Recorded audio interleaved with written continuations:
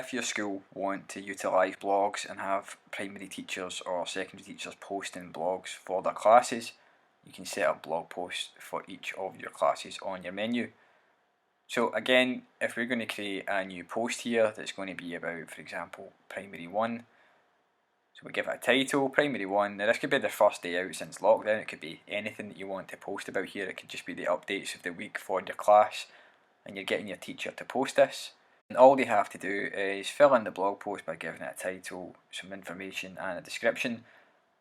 However, we may not yet have set the Primary 1 class category to show in our menu. So if we post this blog, it won't actually show anywhere at the moment because we didn't post it anywhere. Right now all we have is a static Primary 1 page. So what we're going to do is go to our menus and we're going to add in our Primary 1 category. So as always, to find the menus, hover over your school name and scroll down to the menu section. Again, at the left hand side we can see a list of all of our pages, and if we scroll down we can also see a list of all of our categories.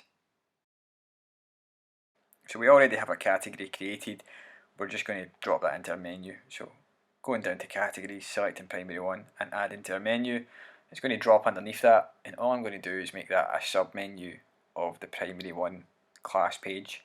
So we can just call this Primary 1 class blog. So they have the static page that will tell them all the information about the class, and now they have a drop down for their class blog that sits beside that.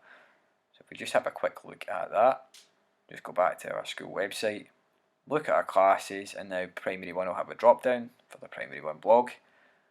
And if we've done this correctly, what will happen is that the new Primary 1 first day of school blog has went there. If we post again to do an update, again maybe next week the teacher's doing the same thing, we're hovering over new at the top, going to post, typing our title and putting our information in. So this could be the first day out in the playground, for example, and people are excited to see what happened.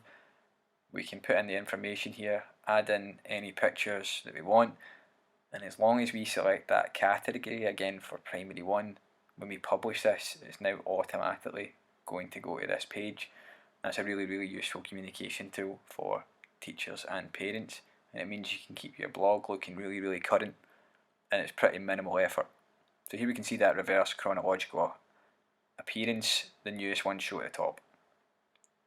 If you want to get rid of any of these posts, you can click on the school name at the top and go to the dashboard, hover over posts, go to all posts, and find the blogs that you want to delete by clicking on them and selecting the move to trash option in the bulk actions, and then click apply, and then that'll also remove the post from that menu.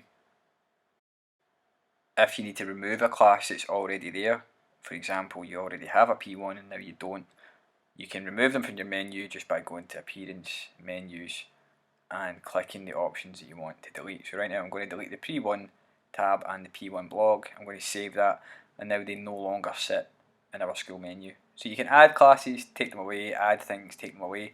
So this could be new classes that you need to add, it could be new initiatives in the school, and once that initiative's over, you can get rid of it from your school menu. Just in terms of housekeeping and good practice, any pages that you do remove from your menus, you might want to remove their pages altogether. So just hover over your school title, go to dashboard, go to pages, all pages, do a quick search for the one you want to remove, and then just either use the quick option to delete it or use the checkbox and send it to trash.